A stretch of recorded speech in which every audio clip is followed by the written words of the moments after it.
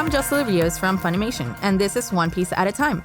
I'm your host and a social media producer. And in celebration of the One Piece anime's 20th anniversary, I'm watching the show for the first time, and every week, a seasoned fan rewatching the series will join me in exploring each episode following the Merry Route binge guide. So come aboard on this adventure starting right now.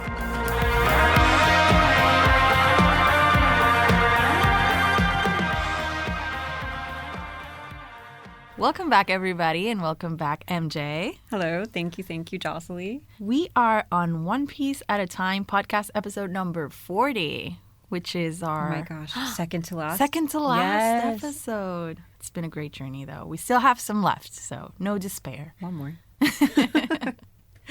So on the last episode, which was episode 39, right? We went through episodes 303 to 310. Well, we discovered that Coco is a mermaid and she saved everyone from drowning. The Straw Hats were fighting the Marines at the Bridge of Hesitation while they were waiting for Luffy to defeat Lucci. Yep. Which he finally did by using his third gear and second gear constantly, which left him super, super weak. So as they all stand in the two columns with no way out, the Mary comes to rescue them. Yeah, what did you think? Oh, I don't know. It's just so heartbreaking because I know it's coming, Mi-jong. I know it's coming. Wasn't it heartwarming to be like, I'm here? Yes. I don't know how she did it though, because she came from the water, sorta. Yeah, she popped out from underwater. Yeah. Sort of Davy Jones style. So on this episode, we will go through anime episodes 311 to 318. And the Straw Hats will make their big escape from Enies Lobby aboard the Mary. They will say goodbye,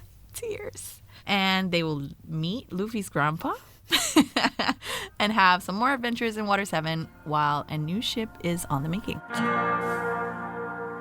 Episode 311. Everyone makes a great escape. The road to victory is for the pirates. We start off with that great scene. The Mary pops out of the water. Yep. She's here to save them. And she talks. Everyone can hear her, I think, right?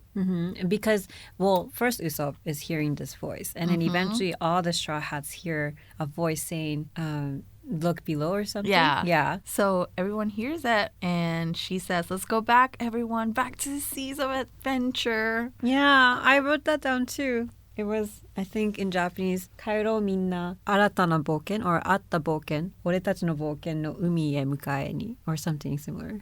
But it's really cute. I loved it too. And then so they all jump in because they're like, just trust it. That was, I think, last episode, right? Yeah. And then they're in the water. And the first to pop up is Sanji. Yes. Which I was like, why? And he crawls up the ropes that was thrown down. And he goes up and like, thanks for the rope. But then no one's there. No one's there. He's like, I don't know who you are, but I owe you one. But nobody's there. And they all come up, one by one. Kokoro's got like the devil fruit power owners who can't really swim. And Chopper and Usopp are just crying because they're on the Mary. Yeah, Chopper's so cute. He said, "Yappari daisuki da Mary." Like I knew it already, but I love the Mary. Oh, what was it though? Just saying. I don't remember what he says. I just remember that he's just crying and saying, "Thank you, Mary," and just bawling on the floor because he can't move. Yeah, because he can't move. And the rest are like, well, this doesn't make sense. Like Frankie's like, this doesn't make sense. How did this ship get here? Yeah, no one, yeah. Then there's this like heartwarming scene between Luffy and Robin where he starts thanking her because, because she helps like roll him over. Exactly. And she shuts his mouth with one of her hands. And just thanks him because, hello, you just came all the way here to rescue me. Yeah, you risked your life. You essentially started a war on the world government for me. And she said she thanks everyone because they all did this for tears her. Here, yeah. I love it. Yeah, and everyone's like, they're all like, yes, we did it. Except Zoro, who says like, that's nice, but save it for later.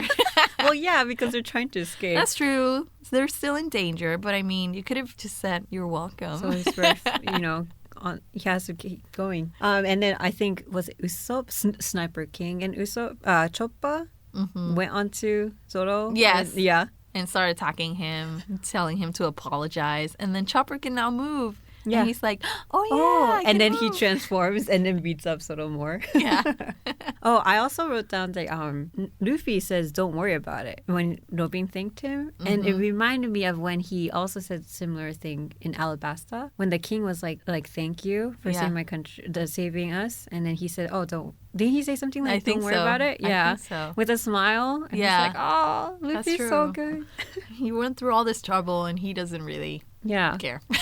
I mean, he doesn't cares. ask for he the doesn't, credit. Yeah, he doesn't care for, recognition or thanks or anything. He just did it because he wanted to. So they're running away. But obviously, Spandam still wants, now he really wants them, especially because he's like, you see his face? Yeah, he's all beat up. But he calls for, in the name of, I think, Aokiji even, to like just kill them. Yeah, he tells them to fire. And even I think the Marines asked, like, didn't they want Robin alive? Like, didn't Aokiji say? Yeah. And he's like, no, it's all right.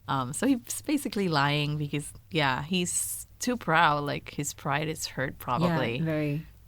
So he just wants them dead. Because at least that, because otherwise he has really nothing to show for other than the pirates escaping on him. Escaped, Enies Lobby is practically destroyed. That was also his fault, the buster call. The buster call was his fault, and CP9 is also pretty much dead. So it's all his fault. The battleships start firing at each other, though, instead of at the Mary. And I was a little confused here. Yeah. Until they explained it. Why? Because brilliant. This is brilliant. Right? We get to it. But so the door is shutting, or the Gate of Justice doors. And because of it, I believe the currents are changing because of the water flow. And then that's just like making the ships all unstable. And why is the doors shutting? Why are the doors shutting, Jocelyn?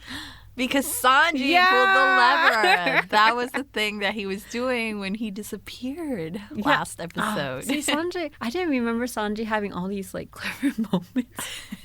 So I'm just like, Sanji's just keep getting brownie points from me. Yeah. Yes. I even mentioned it on our last podcast episode. I was like, I don't know where he's going. Because we see him sort of find the room and he's like, bingo. But we don't know what it does. And I'm like, it doesn't matter. Let's just trust him because he always knows. The train and all the other things. Yeah, I agree. And then I like how Luffy's like, Tensai ka omae. He calls him a genius.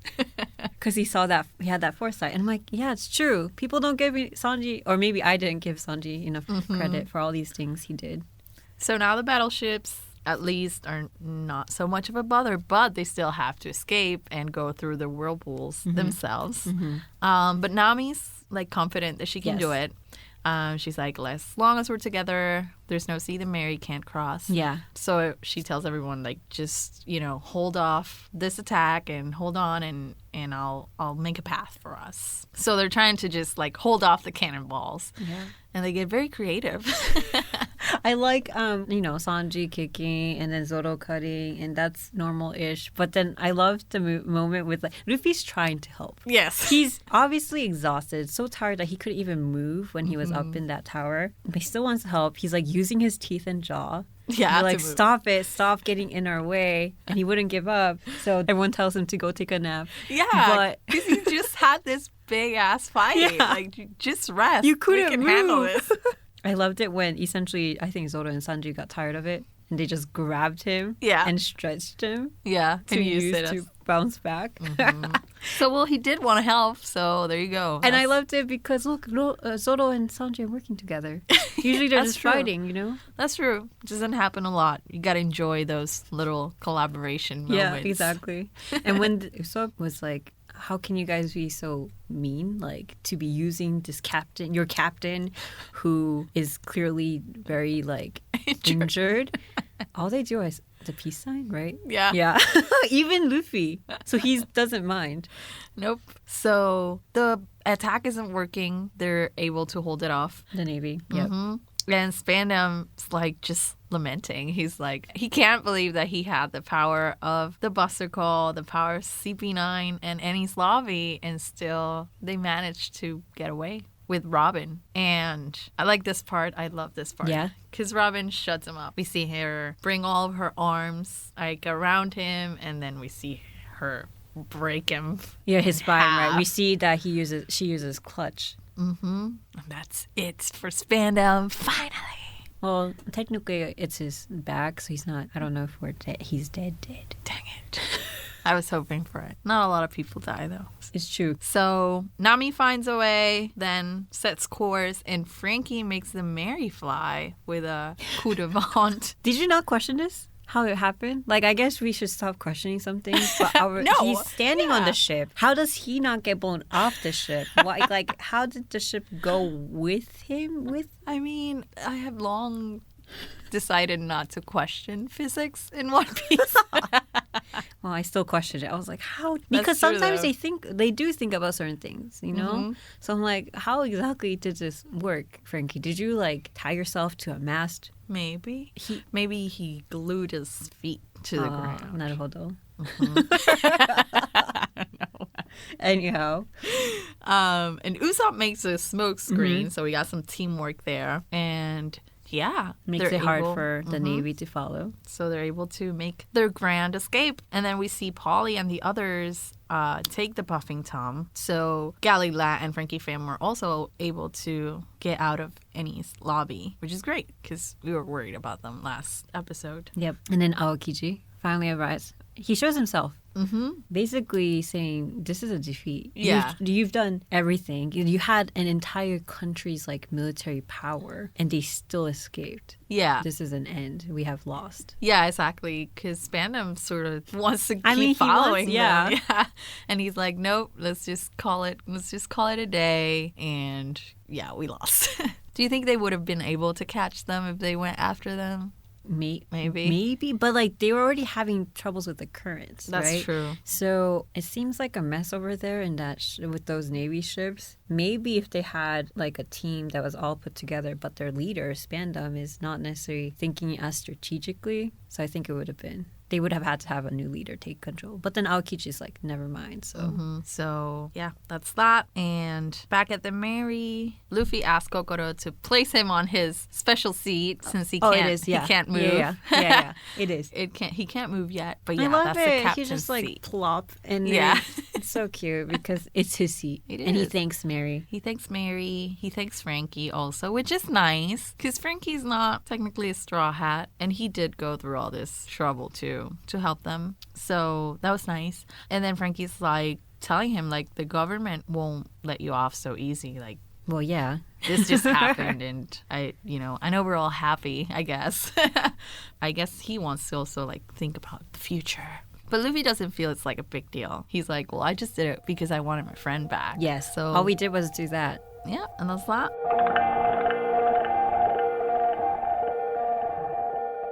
Next episode, 312. Thank you, Mary. Snow falls over the parting sea.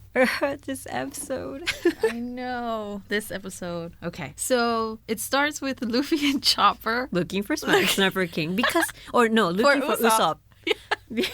Usopp's nowhere to be found, obviously, because Sniper King is there. So they're like, Usopp was right here. Where is he? And they even ask Sniper King where Usopp is. Yeah. And he says, oh, he went ahead in like a separate small boat. And I'm like, why would he like sail ahead in a small, tiny boat? Like, for what reason? And where did he get it? And of course, they don't question it. And Luffy's riding Chopper. Yeah, he is. Yeah, when they're looking for it's so cute. He's just perched on top of Chopper, and Chopper's just running around. Because he can't move still. But it's adorable because Chopper's in his tiny form. Yeah. So he's just carrying Luffy. It's so cute. So he's still strong, even in his tiny form, if anybody was wondering. But Usopp's not ready, I think, to face Luffy. He's like, no. And Sanji, I don't remember if it's Sanji or Zoro that tell him, like, they're looking for you, or they're asking for you. I think it was Sanji, and then later after they keep looking, Zoro questions them, saying, how exactly do they identify Usopp? Like, if not the nose, if not the voice, how exactly are you identifying him? I guess just purely by the face. Yeah.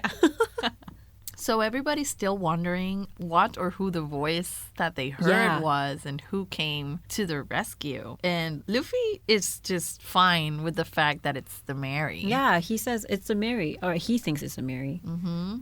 And everyone else, I think it doesn't make sense. But then Nami also agrees that she thinks it's the Mary too. Yeah.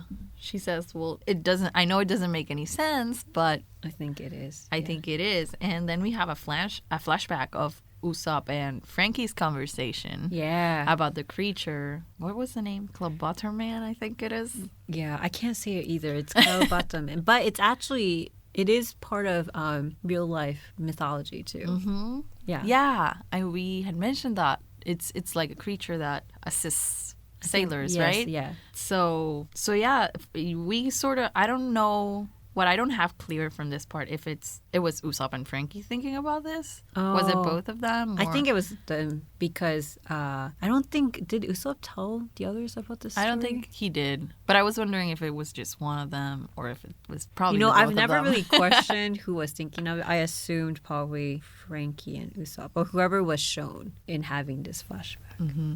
I guess both then. Well, as they're wondering, because it is kind of weird that the ship Mary appeared out of nowhere from underwater, and there was a voice calling them. Someone dropped the ladder or like the ropes. Yeah. I would question it. But while that's happening, the Galileo ship comes out or like comes into sight. Mm-hmm. So Iceberg and the Galileo come in this big ship. And they find the Straw Hats. And Iceberg says a cool line that I jotted down here. He says, the Straw Hats, they lost it all and then they brought it all back. Yeah, it's pretty awesome. They're pretty cool. Which is exactly what they did. Yeah, they took on the world government. Mm-hmm. They lost Robin. And yet they won everything that they wanted. Came back safe. I didn't think, when he said that, it made me think about the day when they got to Water 7. They were all together, and then suddenly Robin disappeared, and this whole thing started. And I'm like, wow. It's a good line. Mm-hmm. And no, but suddenly, so right as we see that they're there and that, you know, there's someone that could technically give them a ride, that's when Mary breaks. Mary breaks in half. That timing. Mm-hmm. Do you think she was waiting? I mean, I can't think if it was anything else. She essentially waited until they were safe. Like, they can now go onto that ship. Mm-hmm. And so I think she held on to the very last moment. and then she no longer could. Mm-hmm. So she breaks in half. Right in half. And Luffy's like telling Iceberg, like, well, you're here right in time. You're all shipwrights, right? Just fix the Mary. She's been our, nakama this whole time. And even she saved now, us. Yeah, just now. So we can't let her die now. But Iceberg tells him, like, look, she's fought hard for you, but it's time you let her rest. And besides, I've done everything I can. Yeah. And then we see a flashback, Yeah. Mm-hmm. and we find out, because I was wondering this. Yes, okay. We find out how the Mary made it in one piece to Enies Lobby. Iceberg found her during Aqua Laguna, washed up ashore. I'm assuming after he said bye to them, To after everybody. they left on the Puffy. On the Rocket Man. Yeah. And then, he heard this voice telling him that she I wanted wrote, to sail again, right? Yes, I wrote, 走りたい。もう一度だけ走りたいんだ. Like, or saying, I want to set sail just once more. And I was like, oh. And so he couldn't not answer that call. Yeah, and he started fixing the ship. Mm-hmm. I mean, as much as he could. Yeah. During this super heavy storm. Yeah, because that's still happening. And I was like, bro, aren't you beaten up already too? Like, he was beaten up. He is. He just fixed Rocket Man, and now he's fixing Mary by himself. Like, no help. I mean, Iceberg is a great man. Clearly. Very capable too. And she says thank you before just being swept away by the wave. Yeah. I'm like, Wave comes in and takes her. And she then made it to Enies Lobby on her own. Yeah. And that's where miraculously the currents just led her there to the right spot. But I'm just going to set that aside on how exactly that worked. And after Iceberg sees her off, or just like his men are like, you shouldn't be there. Hurry up, come back. But that's when he decides. I think that's when he figures he should set out Galileo or the ship, right? Yeah. Because he's telling them to set sail, and if they don't want to, he's going by himself. Yeah. And I guess that led to this meeting. Mm-hmm. So, basically he tells them, like, this is a miracle. He's never seen a ship this great. I know. That's what he said. That's what he says. And it's basically a ship going beyond its limits to see you one last time. Yeah. And then Luffy says, I understand. They and all look so sad. They all look so solemn. Yeah. And I think this is episode break. Was that? Yeah, this is when we see the eye catches. Yeah. And it's Luffy and Usopp, Yep, it's which those is two. very appropriate. Yep.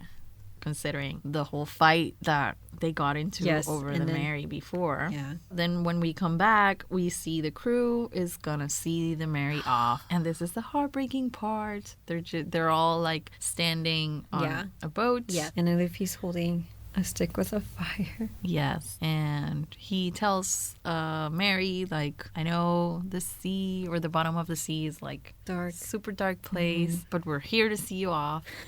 And he sets her on fire.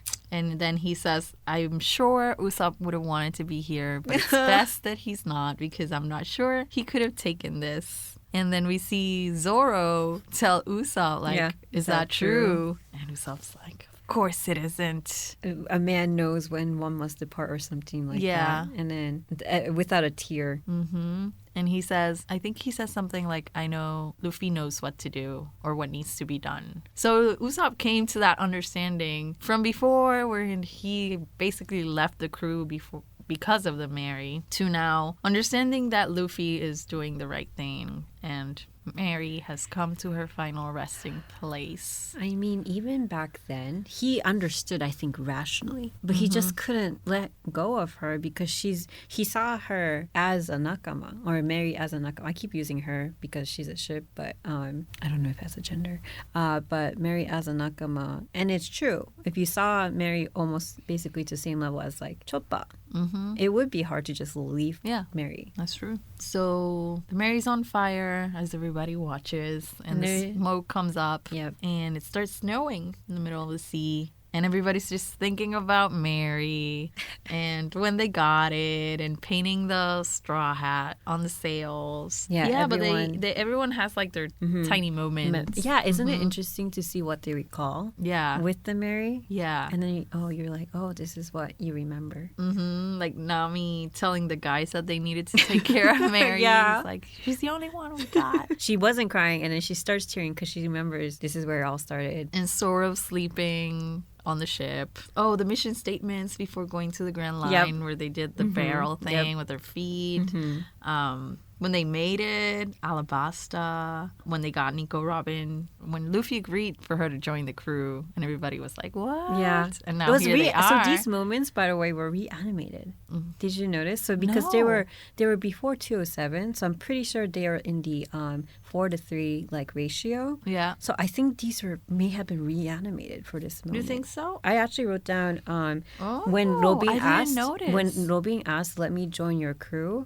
Maybe it was pulled from a different flashback, but I know for a fact that it was like full HD, and I was like, because I worked on some Robin moments. I'm like, there's this moment that's here that I could have used. We could have used. That's interesting. I didn't notice that. Yeah. So yeah, they're just watching, and they're Nami and Chopper are crying. Chopper. He's crying so much. And on this part, and I put it in my notes because I don't know if it's actually true, but this is the first time I noticed Luffy has a genuine sad face. Like, not a sad, angry face, just plain sadness. You can see it on his face. I didn't know that. Yeah. And it sort of, struck me a little bit when I saw his face. It's a very solemn moment. It is. So actually, how are you feeling during this? Super sad. I mean, I was tearing up and, watching all the stories. I was also thinking about all of this that I have watched in a couple months.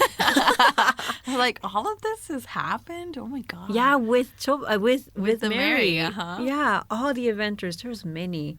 So in rewatching this, I was sad, but I knew it was happening. But for some reason, I was like, I feel like I was sadder last time. And then we hit the moment where I was like, never mind. This is when I really cried.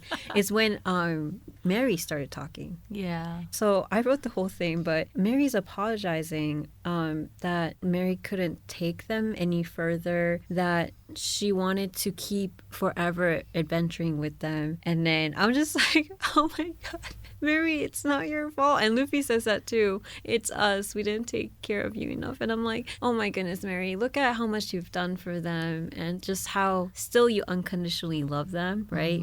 Wanting to be part of their crew, wanting to keep helping them, carrying them on their journey. And I'm just like, sad. I know. Poor ship.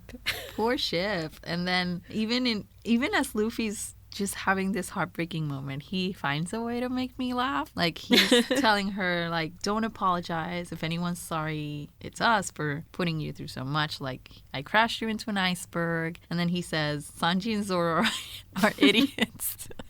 I mean, they don't say anything back. Are idiots, and Usopp couldn't fix you right, and he's just like blaming everybody. And I sort of laughed, in the middle of crying. But yeah, it's a very sad moment. Yeah. But Mary says she doesn't mind. She's just glad that she got to spend her time with the Straw Hats. It's so the way she words it, I don't know if exactly how this is worded in the dub version, but the way she says is dakedo boku wa shiwase datta. So Mary uses a pronoun which typically is assigned or like is used by a male person, like a male, like how someone who identifies as male. Technically anyone can use it, but Mary says boku wa shiawase datta. So she was happy. Mary was happy. They were happy. 今まで大切にしてくれてどうもありがとう. Thank you for treasuring me. So is that what Mary said in the dub too?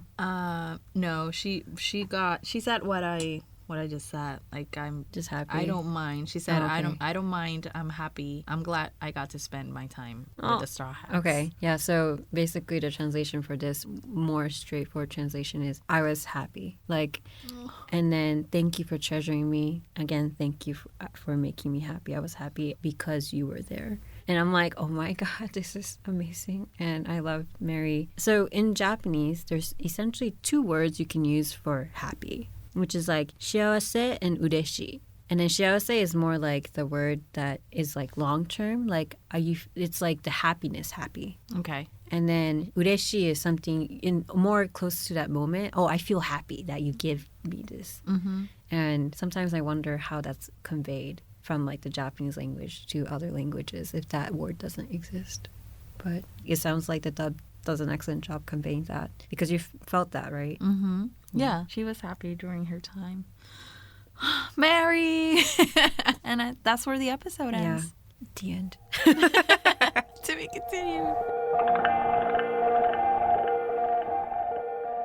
On home video, One Piece episode of East Blue is now available on the Funimation shop, dubbed for the first time, with an exclusive 20th anniversary documentary featuring the English cast and the Funimation crew. Episode of Skypiea is now available for pre-order, coming out November 28th, dubbed also for the first time, with exclusive dub outtakes. Get them both at funimation.com/shop for your collection. Episode 313, Peace Interrupted. A Navy Vice Admiral with a fist of love. So we're back. We're back at Water 7. Yeah, they made it. They made it. Saying farewell to Mary. A chapter has ended. No more Mary. It was a good goodbye. It was a good goodbye. They all were there. I mean, Luffy doesn't know Usopp was there, but they were all there. Yes, they were all there. So Mary had a good farewell. Mm-hmm. So they're back at Water 7, and we see Polly and Galila assisting in the rebuilding of the city after Aqua Laguna. Yep. And we also see the Frankie fams rebuilding their house. Sodom and Gomorrah are okay. Yay. They're just resting, trying to get better. Zoro looks for his third sword because he, lost the other one. Yes, it got rusted away. By that power, devil fruit power user. So he's looking for a new sword. With the Frankie family, did you notice when he was told, oh, the things have arrived? Yes. I didn't know what the thing was until later. The things that were used for the 20 million berry? Yeah. Yeah. So the things are here. 200 million berry. That's whatever it is, they made a very big Amazon order. No, just kidding. But yes, they had something coming in that they ordered or bought. Mm-hmm. And we see giants helping with the building. Mm-hmm. They're very helpful because they're so big and powerful. Yeah. And I like how they're happy helping. We'll be happy to help you with it. And Usopp's on the shoulder. Yeah, he's there, and they've been meaning to tell him that since their bosses are not done fighting. They're going to help rebuilding, and then they're going to head back to Elbaf, and wanted to ask Usopp if he wants to come along. And Usopp's, we see that he's having a hard time then. Because remember, he still technically fought with Luffy, and he left the crew. Yes. So, I mean, what is now Usopp going to do? Mm-hmm. So we see then Frankie. I like how this episode is just like the aftermath of everything. We see Frankie talking to Iceberg. Yeah. And he's like telling him that he burned the blueprints. Yep. That's that. Yeah, just to let you know. Yeah, just FYI. Iceberg is working on something, and Frankie asks about it, and he's like, well, it won't be long till the island is completely swallowed by the sea, so I'm gonna make it float. So we see that he's designing some way for Water 7 to float, which is smart. I mean, he's preparing for climate change. And Frankie's like, do you even think that's possible? Yeah. And Iceberg has a great answer. He's like, we grew up watching a man make the impossible possible. I loved this. Yeah. So, yeah, basically he turned into Tom, which is a great And he thing. says the line, "Otoko nara don to yare." Is how, like, so he said Tom's line.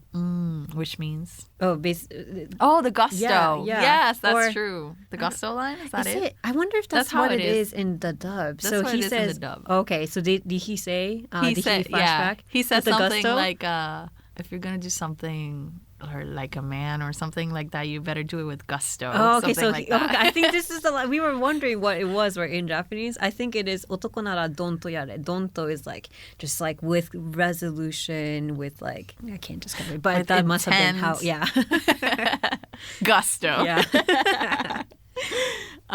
So we have a nice, circle back right there from closing that story. Since they were little with Tom, and now basically they're taking over what Tom was doing, which was trying to do impossible things happen. I love it. Mm-hmm. The package comes, but that we already heard, right? Yes. And then we see the Straw Hats. So they're in I guess in a temporary housing for the pirates. So Luffy's eating and receives a visit from Kokoro and Gombe and Chimney and that crew. And she's talking to him. Yeah. But he's... You look great. Yeah. You look great. You look great, but he's unresponsive. And then Sanji explains that he's developed a sleep eating technique. So yes. He needs to rest, obviously, because he was very beaten up, but he doesn't want to miss dinner. So he learned how to sleep and eat at the same time. I love it. It's Luffy. It's so Luffy. Wow. I just have to say that's a whole new level. To dedication to eating? Dedication, yeah. I mean, you sometimes may question why he eats, because can you taste the food if you're sleeping? But they could have lied to him. Oh, yeah, you ate. But he Maybe if he doesn't get food, he won't be able to sleep anyways. And that's why I don't know. I don't know either, because his digestive system, yeah. Does your body work that way where you can swallow and whatever? It's Luffy. It's Luffy. Kokoro is impressed. Mm-hmm. And then she looks to the side and sees Nami all depressed. And you can see all the black and dark colors around her. Yes. She's super depressed because they don't have any money or belongings because they lost them. In the Aqua Laguna. Her tangerine trees. Everything is gone. Their clothes. Yeah. Everything. Their money. And the lock post should be set in 2 or 3 more days. But they can't do anything anyway because they don't have a ship. Mm-hmm. They don't have a ship. I was wondering, is that why they're wearing galley lack clothes? Yeah. Did you notice that too? I noticed that. Everyone except Sanji. Yeah. Or at least we see Luffy with it and Nami with it. And I think we saw. Yeah. I mean, we see them later, but yeah, they're all wearing it except for Sanji, who has his shirt and tie. I'm just like, wow, Sanji. I don't know where you got it and who you asked for, but good for you, I guess. I bet you that's probably why they had to borrow clothes. Yeah. But luckily for Nami, the staff from the hotel that they had hidden their stuff at had confiscated everything because they were pirates. Yeah, or they were the pirates who tried to assassinate Iceberg. Exactly. Yeah. And they gave it all back. Yeah, and she's so happy. Yeah. She goes and hugs the tangerine trees because they mean something. Yeah, it's a reminder of how it makes me remember the whole arc with Nami and those trees, and obviously Belmare, who's kick butt. Mm-hmm. So she's got her trees back, and I think they got some money back too, right? I think they got everything. They got everything back. So they got their money, they got their clothes, they got they're tangerine trees. We're all good. All we need now is a ship. And it turns out we might get it. Frankie's got a story that he wants to tell them. And Sanji's like, I don't want to hear it. I don't want to hear a bedtime story. I'm like, how rude, Sanji. He starts telling the story about the strongest tree in the world. And in the dub, at least, it's called the jewel tree. Adam. Is Adam the name of the tree? So they say Adam too. It's the Hoju, or like a special, like the treasure tree, I think. And then they also called it Adamu. Yeah. Interesting. I was very intrigued that that it had like an actual name, like the Bill, the tree, you know? What I figured was Adam was like the nickname. So, you know, like the oak tree, but then the oak tree has also a different, I don't know. Yeah. Why Adam, though? It's symbolic somewhere. Because why not Bill? This is all our own speculations, but I thought it touched upon like Adam and Eve. Yeah. And like the one powerful like tree, the tree. The D tree or something. That makes sense. That makes sense. So Frankie explains how every once in a while a piece of this tree appears in the black market, and it's like the strongest tree, right? So it's super expensive. Yeah, and there are only a few of these in the world. Yeah. So and they're amazing because they don't get destroyed. They just like last forever, and they're huge. Frankie's telling them how it was super expensive. Like he's never been able to buy one of these pieces in the black market. Until they stole the Straw Hats' money when they got to Water 7. Yeah, because it was exactly 200 million berry, right? So that's what they used the money for when he went, you know, on that secret train ride and came back and he spent all the money. And I had been wondering, how do you spend all that money like in one shopping spree? Well, now we know. Frankie's explaining all of this. He basically used the money that he stole from the Straw Hats to buy this expensive chunk of wood, and he was telling them how he had given up on building ships, but he did design a last ship, like a ship of dreams, or at least this is what he says in the dub, a ship of dreams that could sail, you know, do anything. I think that's what he said, a dream ship that can get through anything. And I love that he referred to like Tom-san or Tom, where he, you know, I can't help but dream of still building ships. Right. And then he can't help himself. And when you commented earlier about Iceberg, you know, taking on that mission from Tom. Yeah. And I remembered this too, because this is also that moment of that legacy being passed down onto the two. It's absolutely. So yeah, he had the blueprints for ages, but just now got the wood. And after everything that they went through, he wants to build a ship and give it to the Straw Hats. Yeah. He would love for them to travel, because I would wish for nothing more than for you, your crew, to use my ship, which is amazing, right? But he acknowledges them as like that amazing crew. I mean, he cries all through all these like Straw Hat moments. And he says, it's made from the same ship as the Oro Jackson. I'll give it to you because you guys are awesome. And also because you sort of paid for it. Yeah, that's true. Can I make it up by giving you the ship? And they're super happy. They're like, yes, super happy to have a ship. And then we go to Zoro, who's running to warn everyone that the Marines are here. But he can't. You know why? Because he's lost. It's so bad, Zoro. He's trying so hard. And you can see he's really frustrated. But you see him come up to like a shore. And then he goes back and somehow ends up at the same shore again. And like, I think even a third time. How? But he looks so angry, you know? He doesn't want to get lost. He just does. I don't know how either. But yeah, obviously he's trying, can't do it. And then it's too late, because what happens is the Marines arrive. The Marines are here, and we see Vice Admiral Garp, whom I immediately remember was training Kobe and Helmeppo. Yes. So he is here, and I'm immediately wondering, like, wait, is Kobe here? And then we hear, like, the people talking about him and how he almost caught Roger several times. And they're, like, the Marines are all making their way to Galila. And so he bursts through the door and basically just punches... The wall. It was the wall. Was it the wall? No. Oh, I thought it was the wall. Oh, my God. Even worse. Or the door? I don't think it was the door. I think it was the wall. You were right. He burst through the wall. He bursts through the wall and punches Luffy like straight in the head. And it was kind of really cool. He basically super fast jumps at Luffy. So the others can't do anything because he moved too fast. Yeah, he moved past Zoro and Sanji. Yeah, or Zoro wasn't there because he's lost. Zoro wasn't there. Sanji and like the others. And he just punches Luffy really hard. Mm-hmm. Everybody's surprised. They're like, well, you're made out of rubber. Yeah, like, why does it hurt? Yeah, but it hurts because it's a punch of love. Yeah. I don't know how that works, but apparently if you love someone, you can punch them harder. And then this is how we find out he's the grandpa when Luffy's like, Ji-chan or something. I think it was Ji-chan is how he calls him, but yeah, Gramps. Yep, he's his grandpa. And everybody's like, what? A Marine Vice Admiral is your grandfather? And that's where it ends. Were you surprised? I was super surprised. Oh, you were? Okay. I don't remember how it was the first time I found out. I mean, how? It was so long ago, I can't remember. How is he the grandpa? I mean, I know how. Man, we learn more about their story too later. And I'm just like, oh, I want to tell Jocelyn all these things about his childhood, but I can't. I'm so curious, though, to see how it all... Because, I mean, if you're a Vice Admiral... Your grandson can't be a pirate.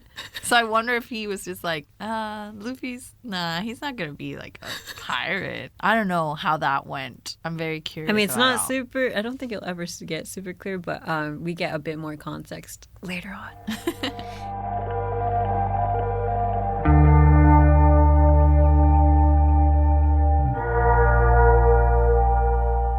Episode 314, The Strongest Family, Luffy's father revealed. We get more family member There's a lot happening.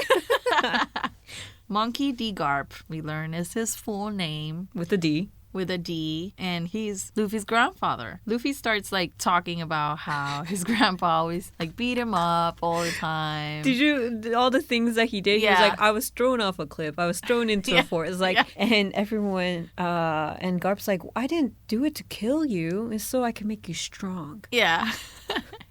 He says in the dub, I did it to make you a man. And I'm like, okay, I'm sure there's other ways to build up. The others, other Straw Hats are commenting, I understand where Luffy's vitality comes from, because he essentially had to survive all these like deathly situations. And then Garp starts talking about how he wanted Luffy to join the Marines and how he was, he did all that. That's why he to was make trained. Yeah. So he's a good Navy guy. But yeah, then so he and Luffy get in a fight. They're fighting about this. And then they both fall asleep all of a sudden. And I don't understand. I mean, no one else understands either. Because for a bit before that, Choppa was worried, oh no, he's got Luffy. But then they both fall asleep. And it's so silly because Garp wakes up and then sees Luffy sleeping, yells at him for how dare he falls asleep while getting scolded. And then Luffy wakes up. But then everyone's just like, we don't care anymore. Yeah. You guys just deal with your family situation. Yeah, nobody wants to get in the middle of that. Yeah, and this is all silly. Like, they both fell asleep. And why is it that Luffy had to get scolded when you also fell asleep? And it's just we see some family traits right there. And I think later too, like as Garp is talking, he's picking his nose the way Luffy does, and I'm like, well, yeah, definitely similarities there. We do have we see Usopp looking in too, though, so we know that he's kind of curious and checking in on that crew that he left. So Garp starts telling Luffy how Shanks is one of 4 emperors. So we get a little bit of world building. Yes, there. we do. Oh, because you haven't learned about this yet. I didn't know any of this. He's blaming Shanks for having inspired him to be a pirate, I think. But yeah, he talks about the 4 emperors.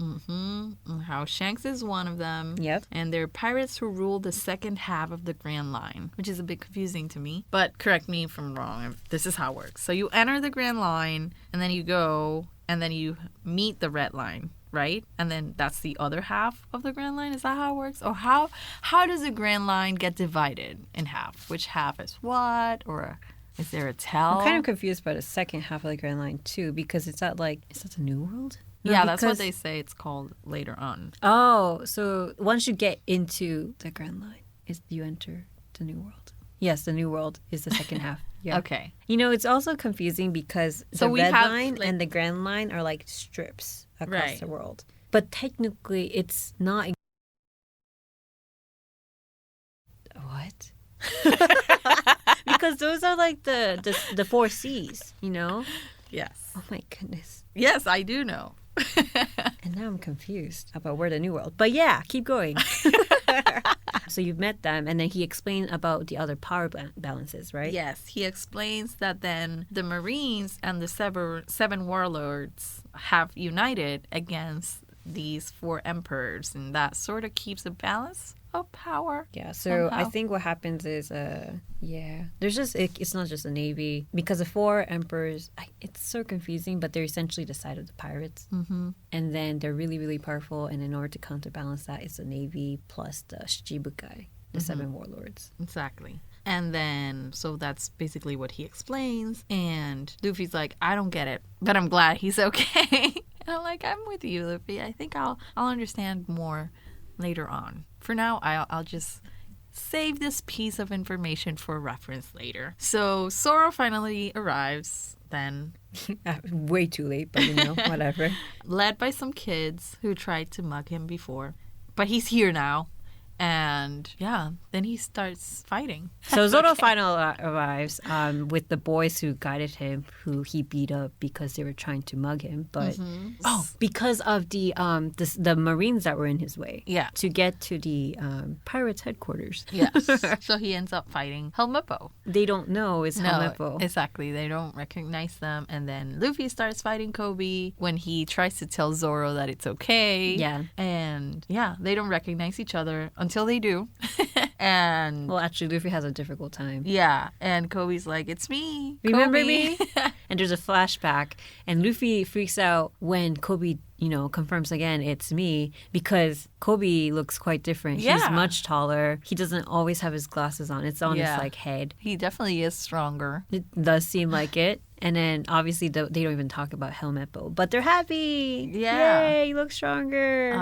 And Helmeppo even tries to make them recognize him. And I'm like, I'm not sure if you want to be recognized for those I was things. thinking that too. He was like, I'm like that son that you guys hated, essentially. Yeah. I'm the guy who persecuted you. Yeah. Zoro. Yeah. He's like, I tied you up to that pole, and I held a gun to Kobe's head, and I'm like, just stop. Yeah. It's better that they don't recognize But you. here's the nice thing is Zoro and Luffy just doesn't remember anyway. No. They try really hard and they're like, oh, I think we remember a guy like that back then. Kobe wants to make something clear, though. Like, he's like, we're enemies now, but we're still friends, right? Yeah, he checks. Mm-hmm. He checks first. And Luffy's like, for sure. I love that part about Luffy. He's like, of course. And I like how we have this message where you can be enemies, but you can still understand each other. Yeah, and like you each can other. have differences, but you can still have a compromise. And, Yeah. And I mean, like each other too. yeah, like each other. And so they're like, okay, let's talk, blah, blah, blah, let's have a party, especially because Luffy just recovered and all this thing.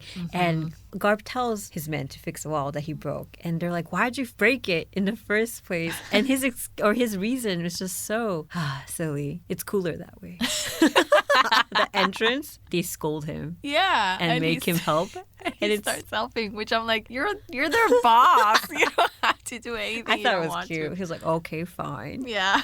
And then he starts Talking about Luffy's dad. Luffy's dad. He's like, I heard that you met your dad at Locktown. And Luffy's like, I don't think so. Like, no. And he's like, well, I was told that he saw you off. And then we see a flashback. And I was like, wait, that's the weird person in the Oh, green. you remember? Yeah, in the green cape? hoodie. Yeah. Cape hoodie or whatever, who helped him get away from Smoker. And we see his face and we learn his name, which is Monkey D. Dragon. Dragon. And he's apparently a revolutionary, super dangerous, and super famous. So for the moment, right before you learned who it was, who did you think it was? I don't know. You had no guesses? I had no idea. I just thought it was some mysterious man Oh, that we hadn't seen. that we hadn't seen. Yeah. But then when they said it was Locktown, I was like, then it has to be that dude. Oh, you did think of Yeah, him. yeah. I thought it was him, and then they said it was. And I really like this part. The Navy. No, because everybody's explaining who this person is because apparently Oh, yeah, everybody yeah, yeah. knows about Yeah, him. yeah, And Sanji says and Nami says, and Luffy just doesn't get it until he's like Robin, and then Robin sort of explains, Yeah, explains and it. then he gets it. I'm like, Okay, Luffy. Luffy's a great, educator. Yeah. I like how everyone is shocked, right? The Navy were all just shocked. They're like, Dragon had a son? And also, if Luffy is the grandson, then Dragon must be Garp's son. So you got your son and your grandson are both super dangerous criminals. And you're a vice admiral.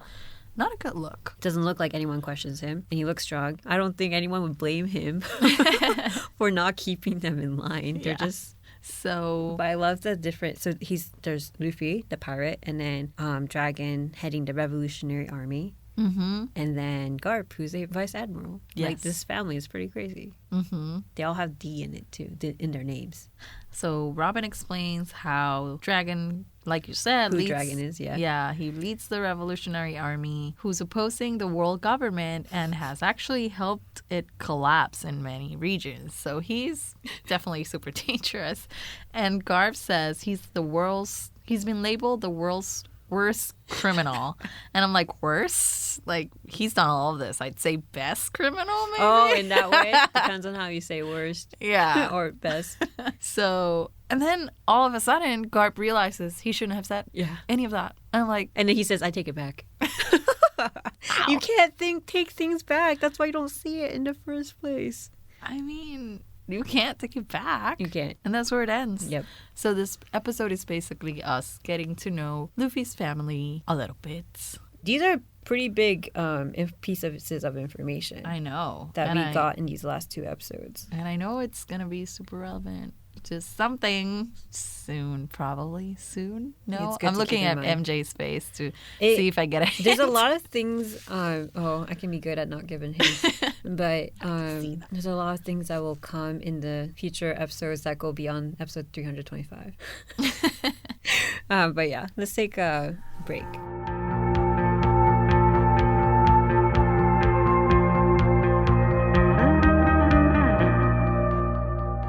Welcome, everybody. Today we have a special guest with us, Caitlin Glass, the voice of Vivi. Welcome, Caitlin. Hi, happy to be here. Awesome. So it's the 20th anniversary of One Piece anime. Can you tell us a little about your experience with One Piece? Like, how long ago did you start working on it, and how did that happen? Wow, how long ago did I start working on it? It must have been 2006 or 7, I think. Sounds about right. I'm thinking about what building Funimation was in at the time. I love how that's a reference. That's how I remember. I was still pretty new to voice acting. I only started in 2004, but I was around when Funimation had the opportunity to get One Piece, and we auditioned for things. So I had auditioned, and I really loved Nami a lot, and had my fingers crossed pretty hard that I would get cast. But in the end, I believe Toei made those decisions. So I did hear I was on the short list. So that made me thrilled. And I love Lucy Christian, and I can't imagine anyone else being Nami besides her. So I was disappointed, but not too long after we started working on the show, a game came along for the Wii, the first Wii. Okay. And called One Piece. I forget, something adventure maybe. And Vivi is in that game. Oh. And they cast me as Vivi for the game. And I'm like, oh, that's cool. But they told me that, her stuff had already been dubbed before, and it might be a while before we got back to the Alabasta story. So I'm like, all right, well, cool. This game was fun. Thanks for that. Then as Funimation was working their way through the story, picking up from where they'd left off in the old dub, and then they went back to the beginning. We were kind of doing it simultaneously. Mm-hmm. They decided to throw some movies into the mix at the same time. So I actually recorded the Alabasta Kingdom film before the episodes. Oh. Because we did things out of order that way as we were going back and redubbing, Gotcha. So I did the film, and I actually did some directing on the film as well, and it was really fun. I loved it. It was nice in the movie because everything is condensed, and you just can very clearly follow this person's arc and that person's arc. Yeah. So that was my first experience working on her, was the game and then that movie. And then it wasn't for a number of years before we got to the Alabasta episodes. Gotcha. So you got to do the whole Alabasta thing at the completely. Yeah. Full on. That's so cool. That's my favorite arc. So Vivi is a character that did like a 180 turn for me because, and I haven't seen the movie, so I'm not sure where it starts, but at least on the episodes, we meet her trying to hunt Laboon, like the whale, for food, being very silly as an agent or undercover agent. Yeah. To then doing this turn, I'm a princess, I'm super serious about saving my country. What was your first impression of Vivi, and like what did you like? I most about her? loved that funny aspect of her, and I love the dichotomy of playing two characters like that, a character that has kind of two sides to them. When I think about my career, I've found that I play a lot of characters like that, and I really love those characters a bunch. So I love being Miss Wednesday just as much as being Vivi, because she's so cartoony, very broad, and that was an exciting thing for me to get to play.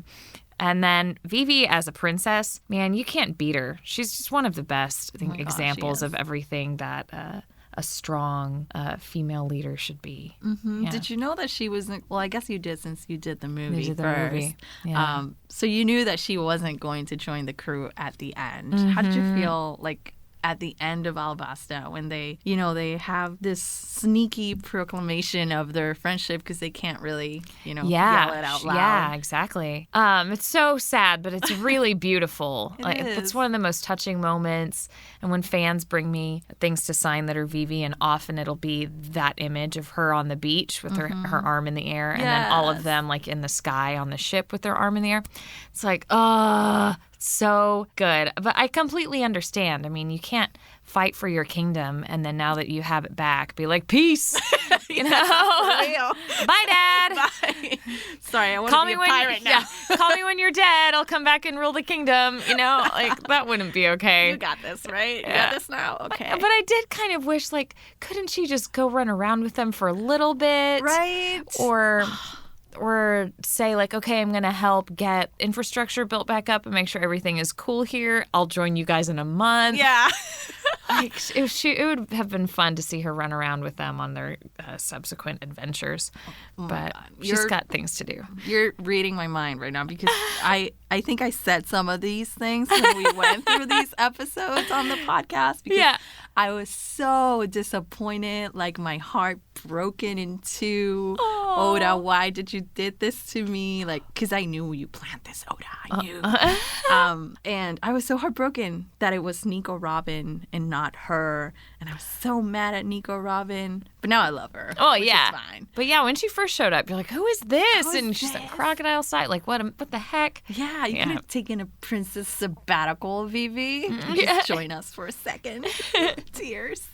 But yes, I love her so much. And that scene with the X's on their hands is just super touching. So Alabasta has a lot of great moments, like dugongs, the countdown to the bomb, and all the fights. What's your favorite? Ooh, man. It's really strange, but I am remembering some bit with when they're out in the desert and they don't quite know Vivi yet, and there's like an old man, and Luffy's like keeps calling the old man. What does he call the old man? I think he just calls him old or doesn't know who he's talking to. Yeah, there's they do old find man in the an desert by himself trying to dig up water. Yeah, that guy. I'm like, why do I like that scene so much? But I just do.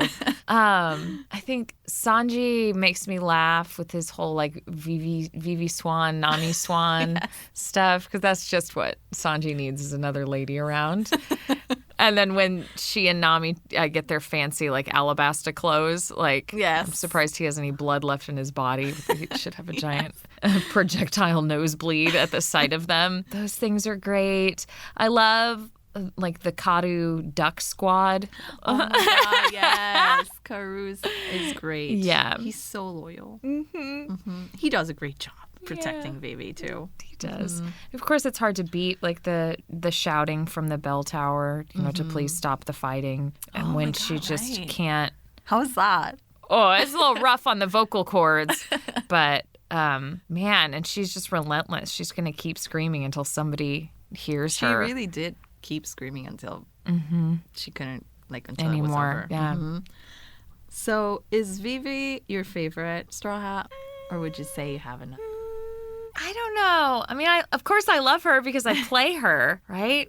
You get to have another favorite. I've asked to this have to another everybody, favorite. and everybody's got different Oh, favorites. man. You know, I really like Usopp. Yeah? Yeah. You're the second person to say that, which I'm glad. Yeah, he's such a mess.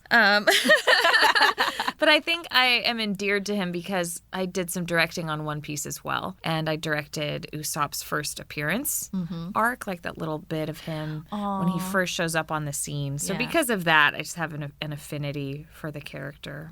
I really like Usopp. And his journey. Yeah. And Sunny Strait does such an amazing job. And directing him later on in the series, he's just such a pro. And all the major changes that Usopp can do within one set of lines, like where he goes with his voice, make this face sound like this, scream that, whisper that, like laugh here, fall down. Like he'll just do it. He just goes all out. And most of the time it will keep the first take.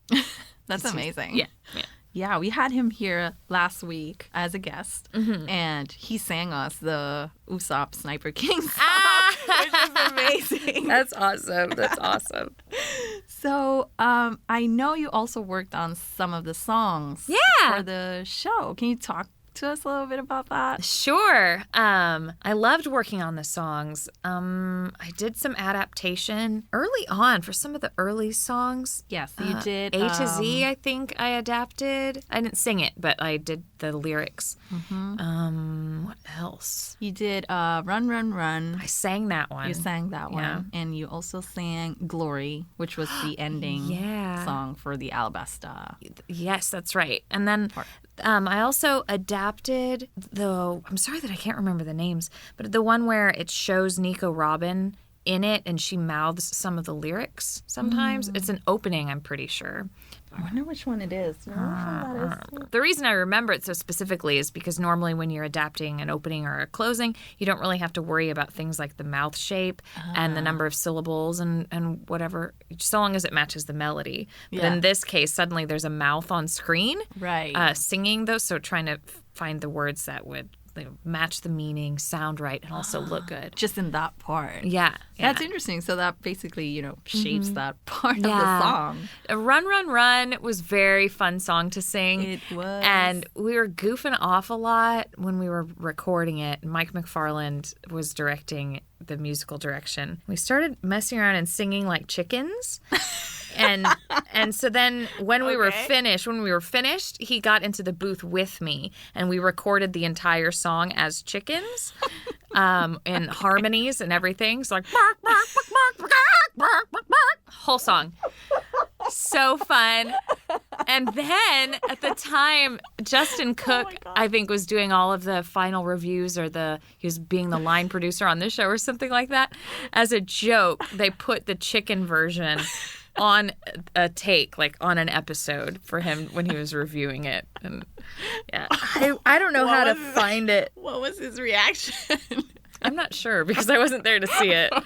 But oh man, so there's a chicken version of that song floating here in the halls somewhere on a disc. I wonder if we would be able to find it because I would love to hear it. Probably my favorite One Piece song to have worked on though is Compass, which is the song from the Alabasta movie. Because I got to do the adaptation, and also many of the songs are just, I don't want to say just songs, but it's a song and it's appropriate to the show, possibly appropriate to the arc. But Compass is really sung from Vivi's perspective. So it only made sense to have Vivi sing it. Right. And that was pretty awesome. And knowing, too, that it was not just a closing, but it's a closing for a whole movie. So instead of 90 seconds, it's a good 4 or 5 minutes long. And it had a very, like Disney vibe to it. There's a lot of growth in the song, this bridge and this chorus and all that stuff. So those are really nice end cap on my experience of playing Vivi, at least for the film. That's so cool. Do you miss working on the songs? I certainly miss having the dubbed songs. I really enjoyed singing them. Yeah, I think they're great. I wish that we still were able to do them. They're so much fun. So I don't know if this is a good question for you, but during the time that you were recording One Piece, who did you think was the most like their character? Sunny. He's the most like Usopp. He's just crazy. He's crazy like that. And you're making silly voices and just being a goober like all the time. Yeah. So I made this question since you're our last special guest of the season. Oh, I made this question to everybody. And the winners with your tally is a tie between Sunny being Usopp and Stephanie being Robin. Oh, wow. Yeah. Okay. Super interesting insight from the booth. So thank you so much for joining us here for a little while. I know you got a super busy schedule, but it was certainly super nice to hear your perspective. Thank you. And especially your work with all the songs, which I know everybody enjoys. I certainly enjoy them. Is there anything you'd like to say to One Piece fans before we sign off? Thank you, One Piece fans. You guys are die-hard people. I appreciate you. I love meeting you at conventions. Thank you so much for loving Vivi and all the Straw Hats and all the villains and everybody in this big, crazy, huge world that I feel so blessed to be a part of. Oh, that's great. Well, thank you. You're welcome. Thanks for having me.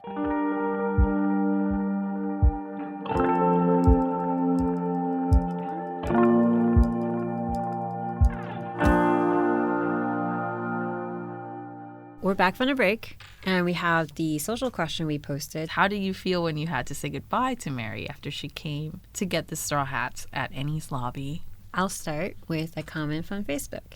So on One Piece Official, on our post, Mark Andrew Ui says, "There's no stopping the tears, especially when Mary finally spoke directly to the Straw Hats, thanking them and saying her goodbye." Heck, I'm tearing up just remembering that episode, and yes, same. Whenever I think about that moment, I also tear up. And someone actually commented back saying, it's when Mary starts talking that you break down. I'm like, yes. Because remember how I was saying, like, I was sad already and tearing when they were remembering. Mm-hmm. But when she starts talking, I'm like, oh, this is when I started, like, bawling.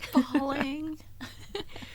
I mean, it's true. I have to say that I didn't cry as much as I did with the whole Robin backstory, but I did, have a few tears escape my eyes. I think when I was first watching it, it was like a binge. So it was after the Lobby happened. Mm-hmm. And then I think I was just still on an emotional high and was just still almost as sad, essentially, when the Mary happened. And I loved Mary. And yeah. Straw Hat Pirate says, it never gets easier. Vince says, makes me tear up every time, if not full on cry. And Mario Carrera says, the first time I watched it, it was the first of many times I actually cried while watching One Piece. Mm-hmm. On a second viewing, I immediately got a large lump in my throat and tears streaming from my eyes while being unable to breathe. Oh man, you had a full-on I mean, this is definitely one of the best moments in the whole One Piece Then story. He thanks Mary for everything. Yeah. Aw. Yeah. Thank you, Mary. Thank you, Mary. Same. I mean, I already shared, but rewatching it, I still teared. And then usually when I think about just that moment, tear then too. I mean, it is definitely a sad moment. I have also people here saying they cried the first time when they read the manga. They thought it was sort of silly to cry that much because of a ship, but then they watched the anime and cried just as much, if not more. Yeah. It's, I mean, Gloria A. Segovia on Facebook said, oh my God, OMG, this one had so many feels. I cried like never before, and I just became a mom, so crying is part of the job. But man, watching this was, my heart still hurts. From the moment they all hear that voice to the falling into Inakama's hands was so beautiful. This ship, this object was your friend and savior and wanted to go on an adventure one last time. OMG, I'm crying again. And she has lots of tear emojis. I'm like, yes, that's exactly what I'm saying. Oh, well, thank you, everybody, for answering our question. Be sure to check out our next podcast question next week, which will be the last one for I guess the season 1 installation. So yeah, be sure to check it out on Facebook at One Piece Official and Twitter at One Piece Anime.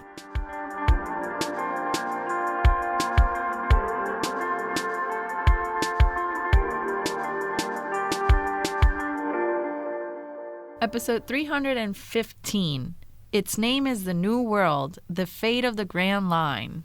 So Garp is ready to go now. And he tells everybody, well, since you're my grandson, then I won't capture you. And I'm sure the Marines will understand. And everybody's like, I'm not sure that's how it works.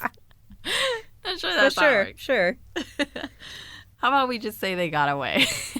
So, yeah. And he left super soon. Yeah. I was like, I mean, he just came here for the tea and left. Well, he said he came to deliver the two, the Kobe and Helmeppo, because I guess Kobe wanted to see Luffy. Oh. And he was close by, and then he leaves. But he was angry that Luffy was not sadder saying goodbye to him because he wants to be loved by his grandson. But I mean, it's hard because you've been beating him up. I mean, but he still wants love. All his life, and now it's out of love. The fist of love. So he leaves, and then we see Zoro, Robin, and Chopper doing their tea time. I love all these tea times. Mm-hmm. They're talking, and I don't remember if it's Chopper or somebody mentions that Nami is at the pool. Mm-hmm, because Sanji wants to take the tea to him. Exactly. I think it's Chopper too. And so he's like, oh, I'll go deliver tea. Yeah. He's like, Nami's at the pool. I should take a drink to her. Oh, Sanji. So then we go to Luffy, and he's having a conversation with Kobe, and he asks him if he also went through Reverse Mountain to get into the Grand Line. And he's like, no, there's another way, but it's top secret. And Luffy's like, come on, tell me. And Helmeppo doesn't want him to tell. Yeah, because, I mean, technically it's a Navy secret. Yeah, but he tells anyway. So the trick is that there's sea prism attached to the hulls of the ships, which gives off the same energy as the sea. Yep. So the monsters don't notice. Yeah, the ships are going through the calm belt. Which Kobe acknowledges is not always like a for sure way, but... I don't remember this part, so I'm like, oh yeah, makes sense. And then we see Nami spying through a transponder from the pool. She's listening in to their conversation, and he keeps going about how the Navy has the best inventor, Dr. Vegapunk, who also studies devil fruit and even invented a way to feed them to inanimate objects. And now we finally know how the sword ate the devil fruit, and I'm glad. Well, I mean, technically it's not really an answer, but sure, I'm glad you're glad. Well, it's not an answer, but now I know that there's a way. You know, it's not just like we accept that the sword just ate it, and I'm like, but how? Who made this happen? And now I know that this doctor invented a way for it to happen. Yes, so remember Dr. Vegapunk. So I will, because it seems he's very smart. So yeah, so that's how the bazooka and the sword got Devil Fruit's powers. So we go back to the pool, and we see Kokoro being her majestic mermaid self. And Chimney wants to play with Nami, but Nami's on business, okay? Yeah, Chimney. She's eavesdropping. And Kobe is finally leaving, and he tells Luffy how they can't be too friendly with each other, because in the end they're still enemies. They are, but I mean, you're pretty friendly already. How much friendlier are you talking about? Do you want to go out to dinner or something? Go out to lunch? I mean, he invited him to the party, but whatever. And so we bring up this is where he mentions the New World. Yes. So New World is the second half of the Grand Line, and the Grand Line crosses with the Red Line. So I think it's the sea that goes beyond the Red Line. Gosh, I want to make myself a mini globe. Yes. We should. Oh, a personal project. There you go. Yeah. I like because that. This should already be in my head, but I always lose track. Because I usually just watch the story without thinking too much about it, but whatever. So we'll see you in the New World. Yes. And he then makes his statement. He says that he'll become a Marine Admiral strong enough to capture Luffy. And I love Luffy's reaction. Yeah, I do too. Which is, super expected from Luffy, considering this is basically the same kind of reaction he had when Kobe first told him he wanted to be a Marine. Yeah. And he told him like that he better step up because, you know, we'll be stronger too. So Well, yeah. So it was. I loved it when Kobe is embarrassed. He said such a ridiculous dream about becoming a Navy admiral, and because he knows that's like so high up there. And Luffy doesn't flinch. And when Kobe's like, how can you have such faith in me? It's a wild dream for me. And yeah, Luffy's like, well, you know, if you want to fight me, you have to be that strong. but of course, he's Luffy. They leave, and then we see Kobe and Helmeppo back at their ship talking about the Straw Hats and how they see the news. They see the news, how they're getting the blame for everything that happened at Enies Lobby. And yeah, I think that's the end of our Helmeppo and Kobe little story, right? Then Garp finds them and he's like, why are you slacking off? Yeah. we get some, I think we got several flashbacks in these episodes. Yeah. And then we have and then the party starts. Yes, the party. So everybody's by the pool, Sanji's cooking, and everybody's enjoying a water meat barbecue. Yeah, mizu niku barbecue. I'm like, that sounds so good. I know. I love barbecues. Especially by the beach or by the pool. Ugh. Literally everyone is gathering because we see the Galila crew and then the Frankie family and then Sogeking goes up to sing. Yes. In this they had a really brief shot of the water 7, like the island. It was a beautiful sunset image. Yeah. And I remembered one of our first posts that we did for when we entered this was a shot of Water 7. And I'm like, oh, this is a nice shot too. I'm going to look it up. Yeah. Yes. So everybody's partying and there's a lot of food going on. Oh, yeah. Going it looks around. so good. A lot of food, a lot of booze. Everybody's just having fun, playing games, chilling by the pool. The giants are eating too. Yep. And then Luffy's eating their meat. Yeah. And then suddenly we see Nico Robin standing by a wall. Yep. And she hears a voice. Tells her, stay where you are and listen, Nico Robin. And it's Aokiji's voice. Yep. I got a little bit scared when I heard his voice. Yeah. Yeah, because I mean, I know he's been sort of trying to keep his promise, but I mean, he's also Marine, so I'm not sure I trust him that much. You don't know him yet. Yeah. So, yeah, he starts talking to Robin and asking her, why didn't she just run away when all of this started? Yeah, because she's always been running. Like, what was different this time? And we know what the difference is. It's the Straw Hats. Yeah, so, but I did like, he kind of clarifies a few things for us here. He thought essentially she wanted to die, right? I mean, when I first let you escape, it was because Saul, Jaguar di Saul, was a close friend. And so I wanted to respect his wishes. But it looks like at that point with Enies Lobby, he thought, she was done / didn't care anymore. But he acknowledges it looks like you found your place. Yep. And he tells her that he still is not sure he made the right decision by helping her or keeping his word. Yeah. So he needs her to show him the answer to that question. And she's like, I intend to. I'm like, yes, Robin. And he leaves. He just disappears. And she just joins back. But she's still scared. And Luffy and Usopp and Choppa call out. Yeah. Right? With the sticks in his nose. And so he kind of almost jerks her out of that moment. And then she thinks about, she probably think, the Straw Hats adventures. And then she joins them. And I like how it ends with, she briefly is like, oh, I wonder if I should try. Yeah. I would have loved seeing that. Just for fun. And then Sanji's like, no, please don't do it. And the episode ends.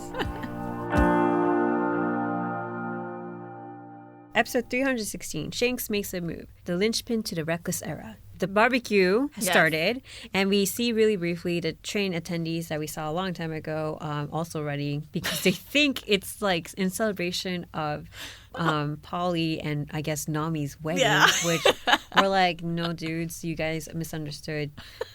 By the way, this is like not in the manga. It's like added for the anime. Yeah, gotcha. This little fun piece. And the party's still going. There's fireworks. Usopp's still singing. Sanji does his cooking show. Zoro's drinking tons. Luffy's obviously still eating. There's just so many things happening at the party. And then, but we do know that like it ends. Yeah, I find it ends All, eventually. Like, deep into the night, yeah. Once they get too tired to eat or sing.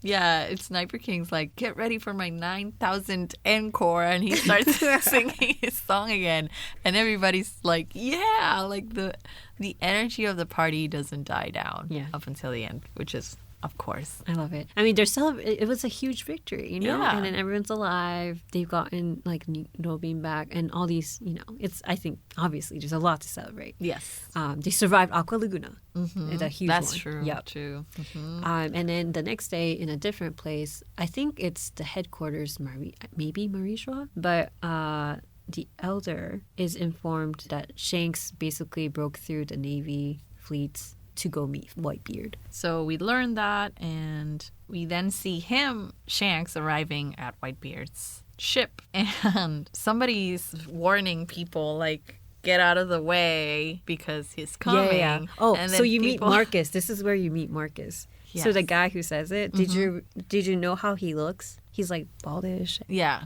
Okay, that's Marcus. Marcus.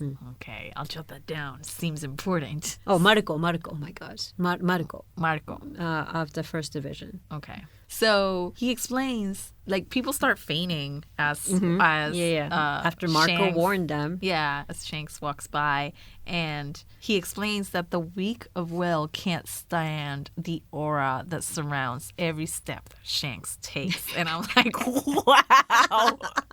Whoa. Okay. Man, Shanks is cool. So, and then they say, like, the power of his haki is too strong. What is haki, Jay? Is this your first encounter of hockey? Yes. Oh, okay. It's I think the first time they say it. Yes, this is the first time they say it. See, technically you probably witnessed it before. I think I know when.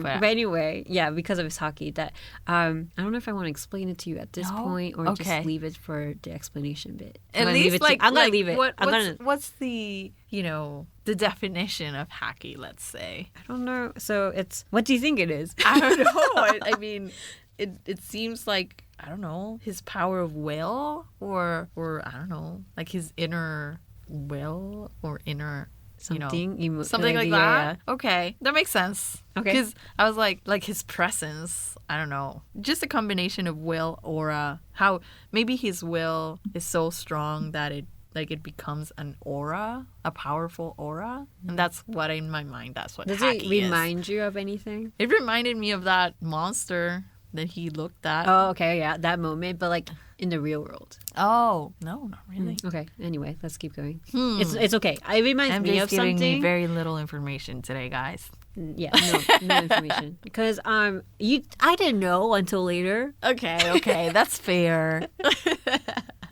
And I can't share what I thought it was because I don't remember what I thought it was. So we know that is very strong, and that's why people are fainting. Yeah, too much intimidation, right? He gives off the air of intimidation. But he says, I'm here just to talk. He's here just to talk, and he brought alcohol, which is always a very good icebreaker. Oh, but you see Whitebeard just drinking the whole time. But he's like, he has so many things coming off of him to maintain his life. It looks like he's on life support of some kind, which is worrisome. Shouldn't be drinking, maybe. But Shanks does bring beer alcohol as peace symbol. Yeah, he brings some sake from his hometown, I think he says. I love it. And then they start talking. It's interesting because he says Roger, Garp, and Sengoku. And not many others remember how the sea was before. I'm like, old times. So we learned that Shanks was an apprentice of Goldie Roger. And I'm not sure we knew that I don't think you did either. No, I knew that he and Buggy were apprentices together, but I didn't know where. So you know? So now I know where they were apprentices. So this means this makes me give Buggy a little more credit, actually. I mean, or does it make you question how he ended up there? But or that. But yes, so finally they were part of Goldie Rogers crew. Isn't that amazing? Interesting. I mean, putting Buggy aside, like Shanks. I know. And then this is, and then he ends up as one of the 4 emperors. Mm-hmm. And then he also mentions that Shanks dueled Hawkeye. And I'm like, wait, Hawkeye's so powerful. Oh, yeah, you wrote that down too? Yeah. And I'm like, wait, how? And I was expecting a flashback, but I didn't I wanted get it. that too. So I remembered we didn't get it, but I didn't remember they had mentioned that they had fought. So I was like, oh, I wonder. So I've never seen it still, just to let you know. So I'm like, oh. Dang it. And he asked, what enemy did you give your left arm to? And Shanks answered, let's just say I made a bet on a new era. And that's when he saved Luffy, which is interesting. Yeah. I wonder what that he foreshadowing means. Yeah. Ooh. So many things. So much info in so little time. So he tells Whitebeard, though, like that the only scar aching is the one on his eyes, because Blackbeard gave it to him. And he's sort of blaming Whitebeard for what Blackbeard did. He was like, all that time he was standing in your shadow, hiding his true intents, sorta. I didn't take it that way. I didn't took take it more it that like, way? hey, I took it a bit accusatory.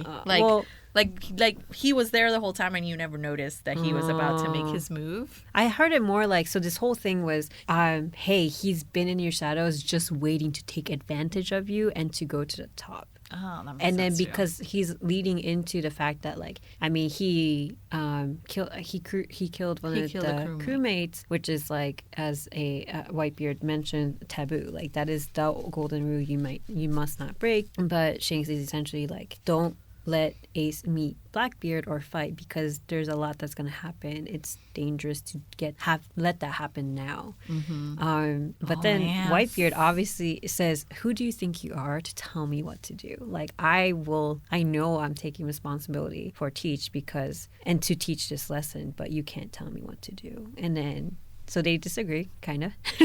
And they cross their swords.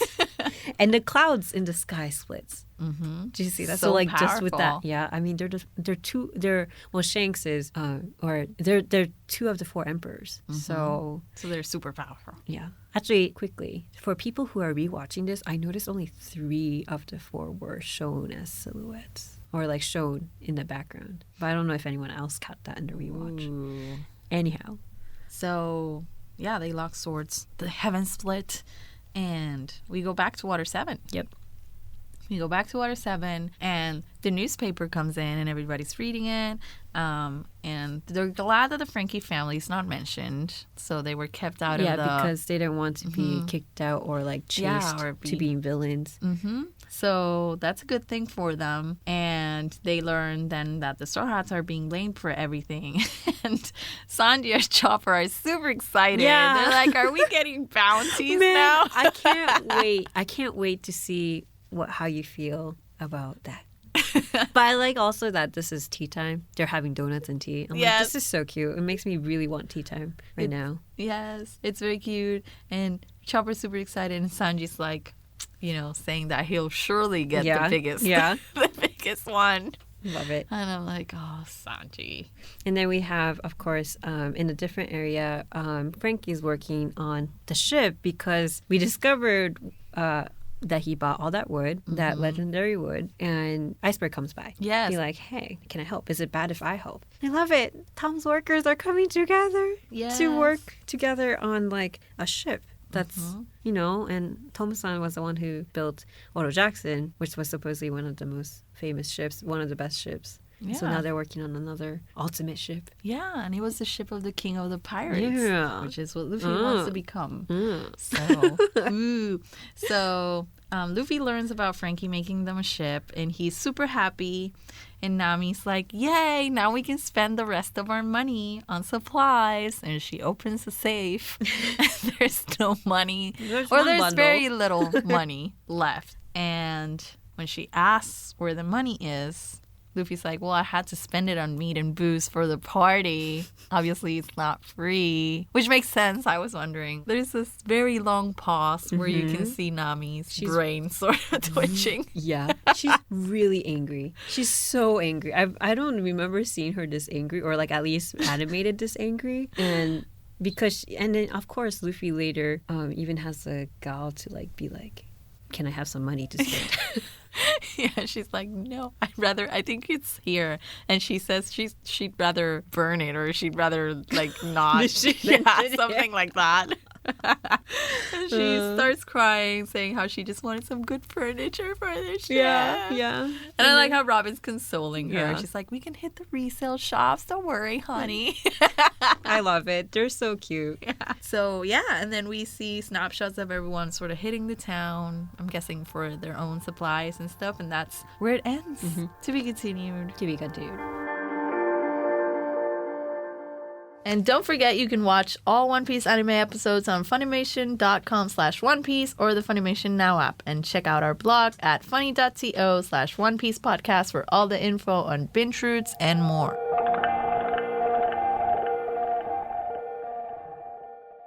Episode 317, A Girl in Search of Her Yagura. Great search in the City of Water. So this starts with a girl having a dream about her pet Yagura.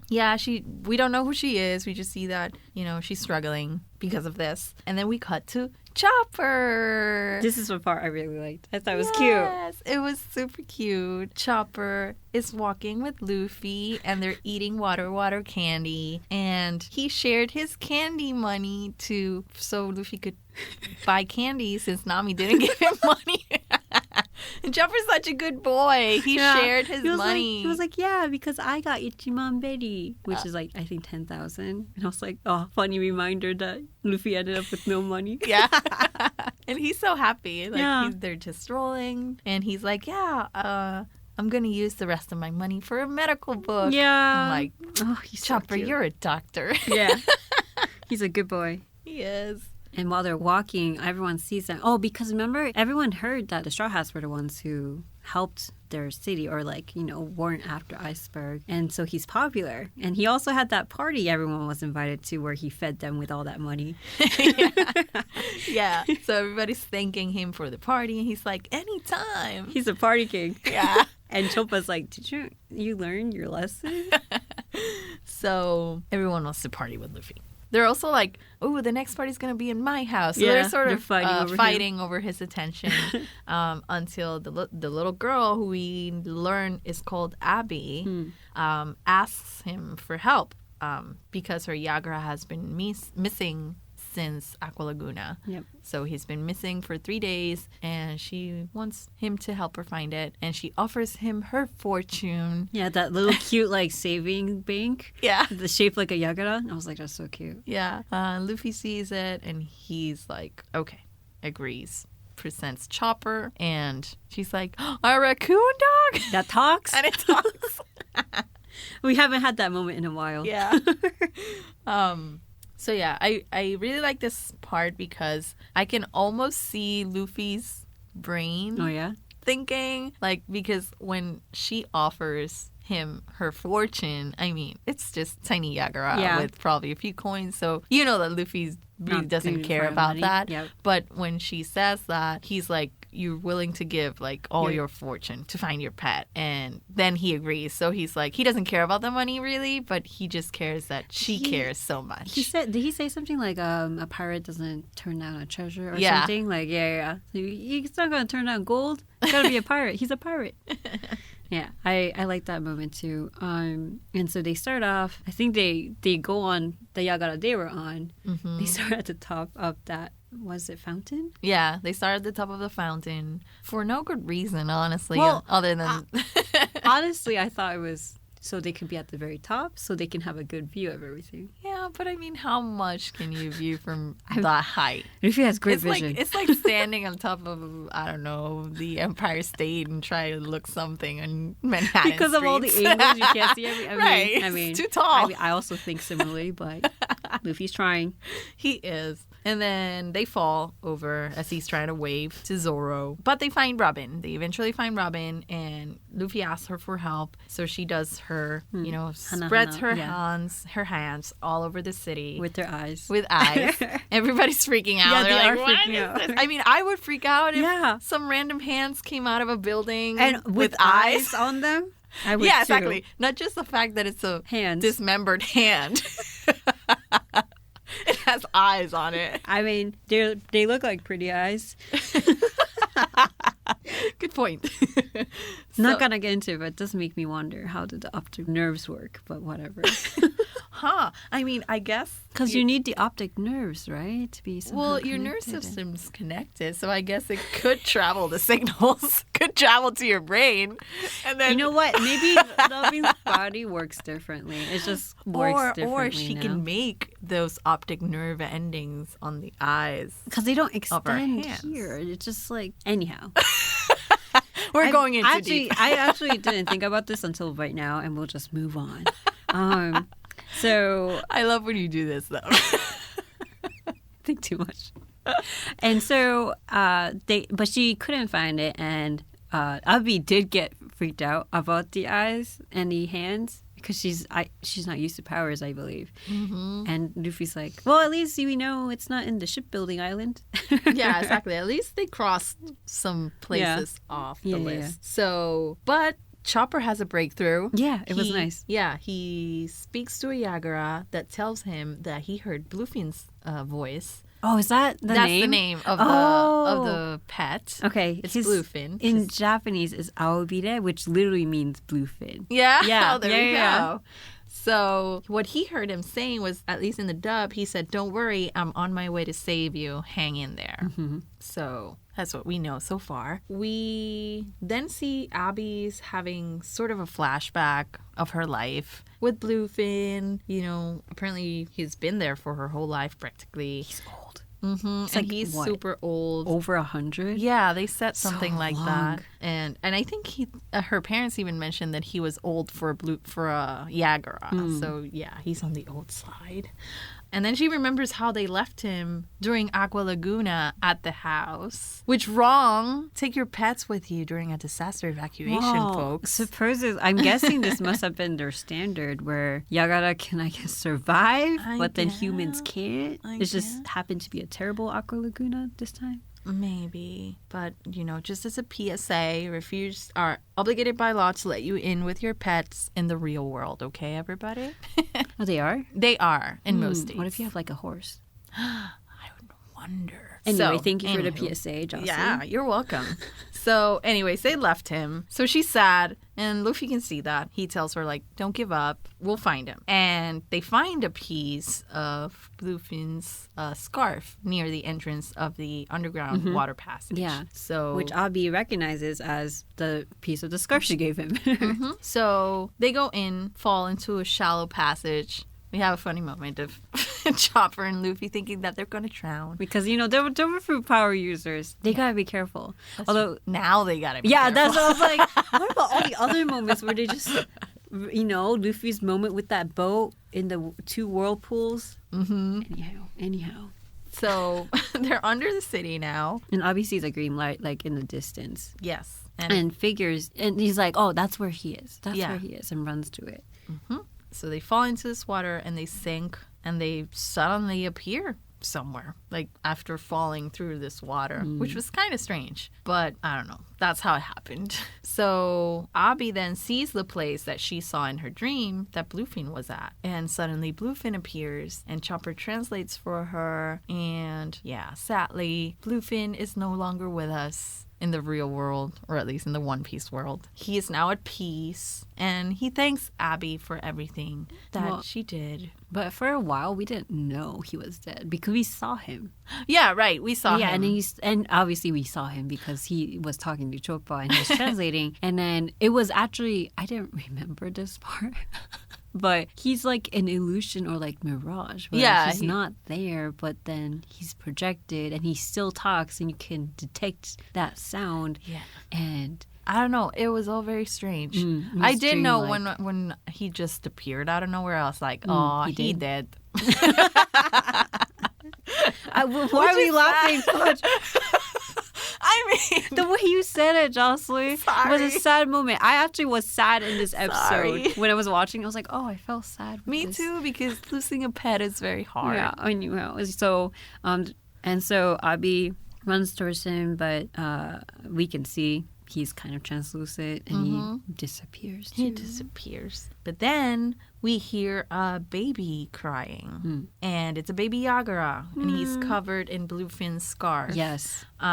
So that's when we discover that what he was saying, he probably heard this baby crying. Yes. Through the tunnels at the tunnel entrance, and then he was talking to this little baby, telling him that to hang on, that he was coming to save him, and he did. He saved him by giving him his scarf, and probably saved him out of whatever. Maybe he was like under something. Exactly. Yeah, and then he wrapped him up, and Choppa said it was a good thing he was wrapped so he stayed warm and stayed alive. And I like how basically Aobire, protected this new life with his old life because he probably saw it was, he's lived a good long life, and he also wanted to maybe leave Abi with something. Yeah. Someone. So he probably led her to him, is what I felt. With his dream, with her dreams and stuff. So they all head back, and Abby gives her fortune to Luffy as promised, but he gives the money back. He tells her she can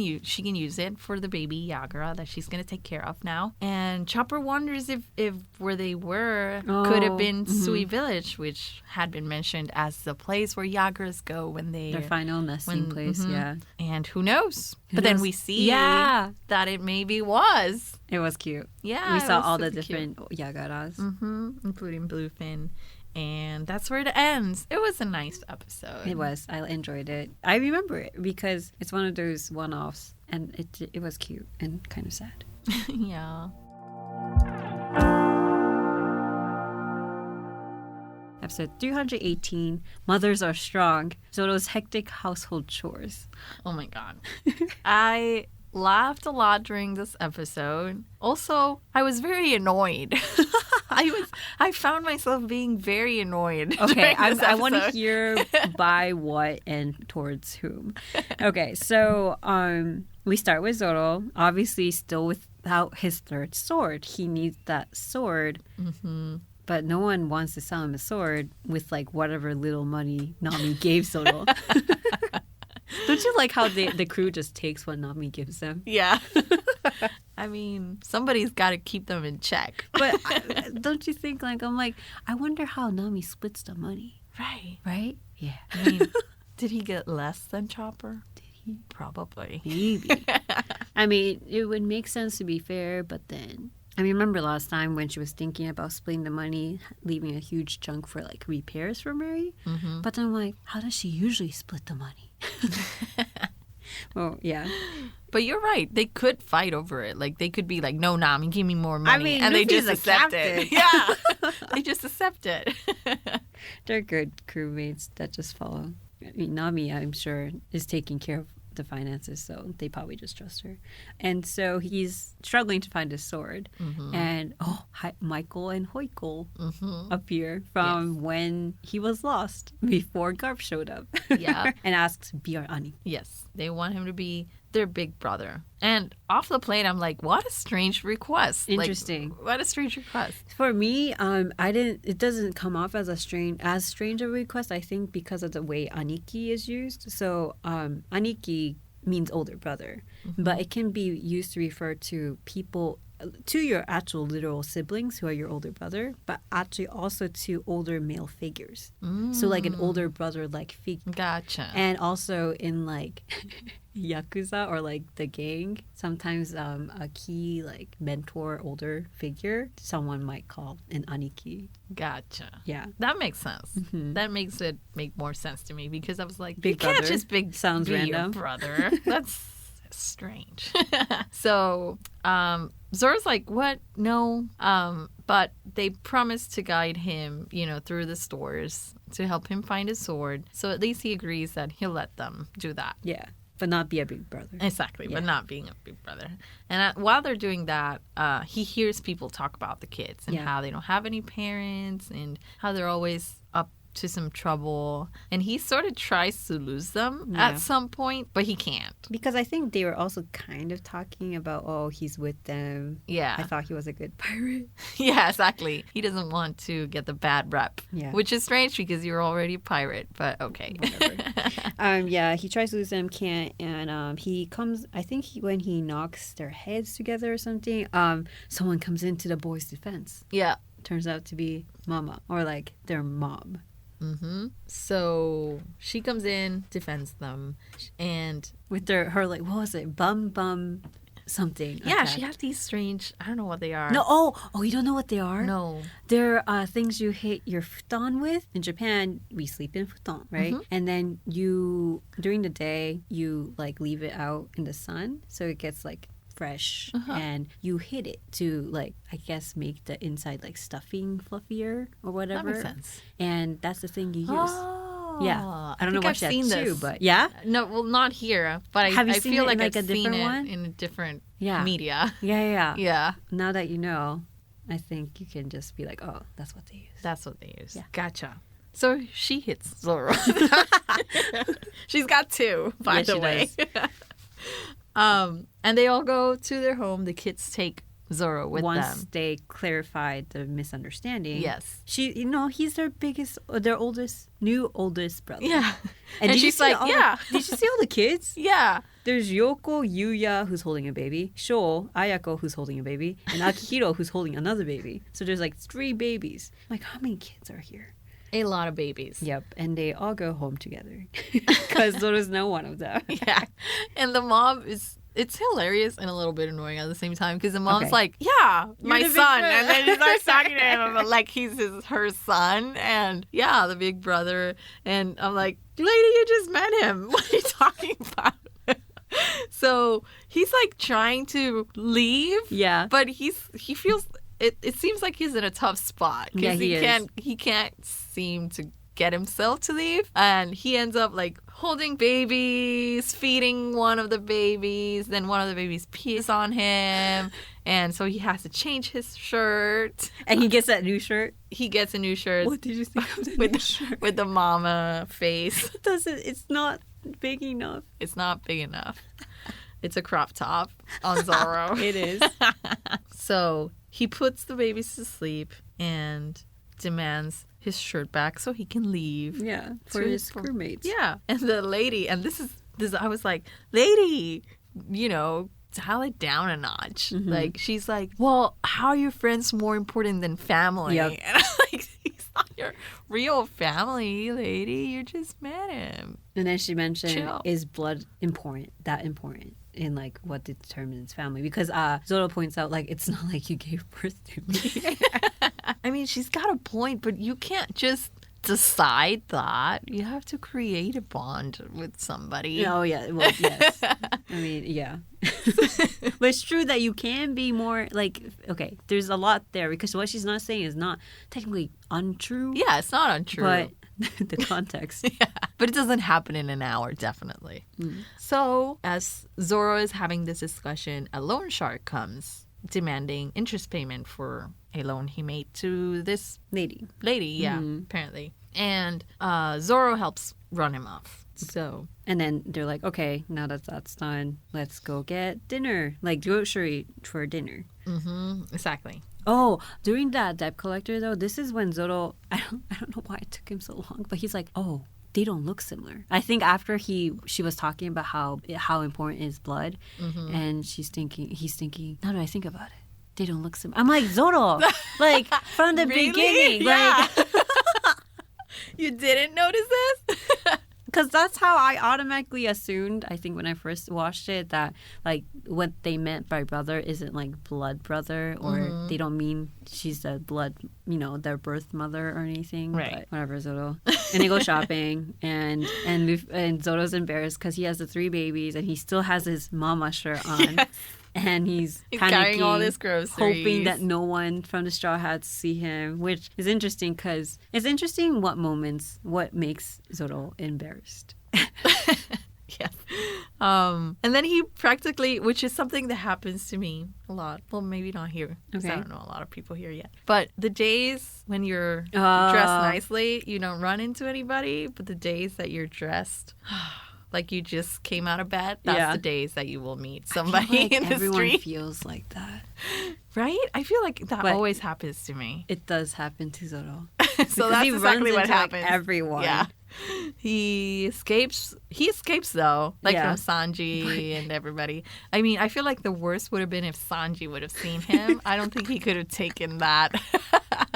I mean, the one who did catch him, which was Robin, well, probably was kind of, in a way, the best bet. Yeah. Although I can see her picking fun of him later. But yeah, she says, don't worry, I won't tell anyone. By the way, looks nice on you. And then Zoro is blushing. Yeah. And I'm like, oh, maybe I'm going to start collecting Zoro moments where he blushes. I want to just collect them. Here's one. Cute Zoro. So, but he gets back. Yeah, he gets back. He's so mad now that somebody saw him. And he's like, I'm out of here. And the lady's like, show respect for your mother. And I'm like, I'm so confused. I also like how, and then afterwards calls him broccoli head. And he says, no, I'm not broccoli head, I'm marimo head, which, is it moss head in English? Yeah, in English it's moss head, which is what Sanji calls him. And then he's like, what do you make me say? Like, he acknowledged it himself. He said he is a moss head. Okay, Mom, get it right. So he sort of leaves, I think, at this point. Away, And they're like, let him go. We'll get him back later. Exactly. And then the loan shark comes again, and this time he's got backup. Yep. He's got more loan sharks with him, and he also has Mikazuki, the captain of the Big Helmet Pirates gang, who has a 36 million debt because he didn't pay the Galila crew for fixing his ships. And so he's working off his debt by working at this loan shark place. Wow. So he basically starts fighting with the lady, and one of the boys, though, is able to go get Zoro, and he arrives just in time to fight all these people and save them from the loan sharks. That was really quick. Yeah. A quick solution. And I think this was the moment that annoyed me most when she asked, why didn't you just tell me that your friends meant so much to you? And I'm like, he's been saying that. Also, you just assumed. Yeah. And then just lets him go. They let him know. They let him go, but they call him back because they want to give his shirt back. Yeah, because he's still wearing the crop top. He's in such a rush to leave because obviously he's finally free. Yeah, he's probably scared they changed their minds. Yeah, but and then the episode ends there. That's where it ends. It was interesting because I like how she openly accepts anyone to be her family. But was annoyed that she wasn't listening to how he didn't. Maybe because there are people kids out there who I don't need a family, but when he actually does. Could be. And then maybe she thought he was like that, even though he's not. Even though he's a grown man. Yeah, well, But yeah, I feel you. People of all ages need help. So that's the end of this podcast episode. And there's one more left.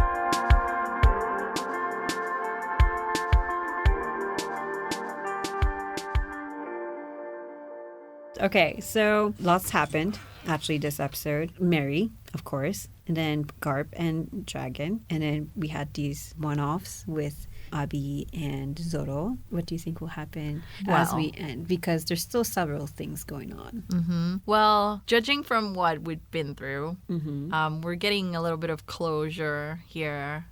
After the whole Enies Lobby thing went down and it's over now.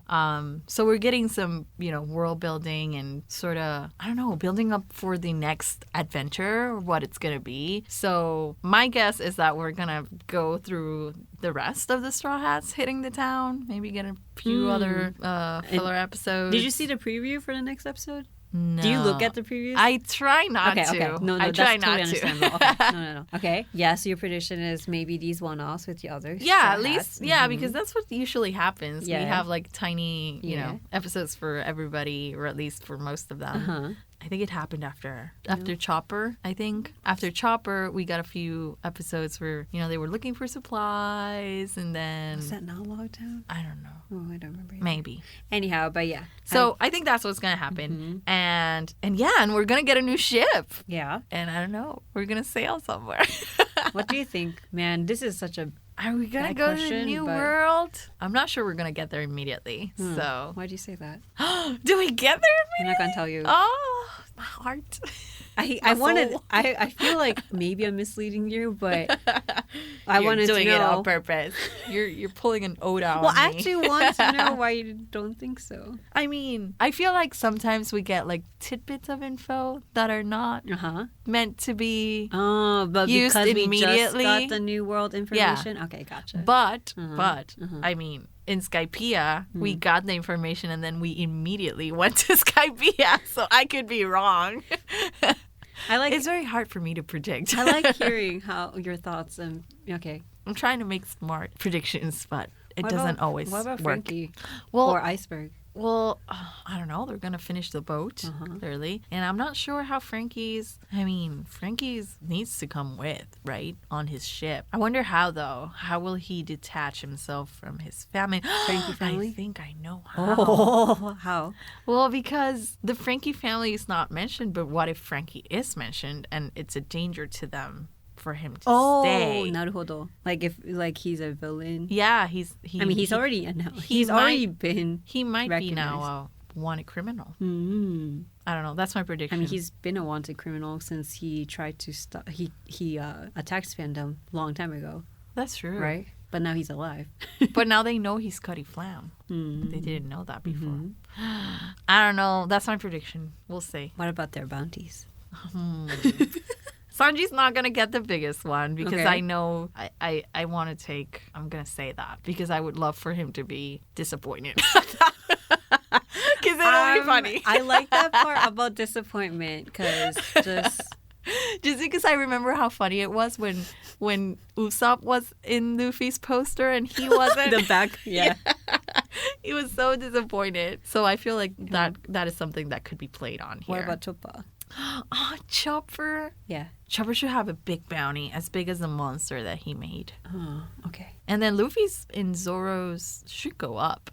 I mean... I think everybody should have a bounty at this point. Yeah. I mean, they're all Straw Hat pirates. And they're all, like... Okay. Everybody knows they were there. Okay. Well... So they're all getting bounties, and Chopper's going to be the biggest one. That's my prediction. I think it should be in the next... after Luffy. Podcast episode. So I'm curious to hear what your feedback or your reactions are. Yes. So we hope you enjoyed this One Piece at a time. Don't forget to check out the Funimation blog at funny.to/One Piece podcast, which will be updated constantly with the binge routes and everything you need to know. Also, head to our shop at funimation.com/shop and add One Piece Home Video to your collection. And for all things One Piece, follow us on Facebook at One Piece Official and Twitter at One Piece Anime. So we want to thank the people who made this podcast happen. Of course, the creator of One Piece, Oda Sensei, Toei Animation, the audio engineers, and everyone joining us on this journey. All you Straw Hats out there listening, please rate this podcast wherever you're listening to it and share with other One Piece nakama. And the next and final One Piece at a time episode will cover anime episodes 319 to 325. So be sure to watch on Funimation now, subbed or dubbed, and be ready. See ya. Bye.